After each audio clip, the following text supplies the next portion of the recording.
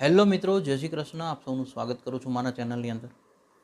કેનેડાની અંદર કન્ટિન્યુઅસલી બહુ જ ખરાબ અપડેટ સાંભળવા મળી રહી છે. જે કેનેડાની અંદર અત્યારે એવું છે કે જે સ્ટુડન્ટો છે એ બી પરેશાન છે, જે માતા પિતા જે ભારતમાં રહી રહ્યા છે, જે બીજી કન્ટ્રી એમની હોમ કન્ટ્રીઝમાં છે, એ લોકો બી ટેન્શનની અંદર છે.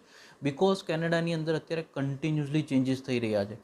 જેમાં હું તમારી સાથે વાત કરું કે તમે કદાચ પોતે બી અત્યારે જાણતા જશો, આપણે બી ઘણા બધા વિડીયો રિલીઝ કર્યા છે કે જ્યાં આગળ સ્ટડીવાળા માટે બી હેડેક ઊભું કરી દીધું છે કેનેડાએ, વિઝિટર માટે બી હેડેક ઊભું કરી દીધું છે, પીઆરવાળા માટે બી હેડેક અને વર્ક પરમિટવાળા માટે બી હેડેક. તો અલ્ટિમેટલી કેનેડાની આ બધી ખરાબ અપડેટ આવે છે.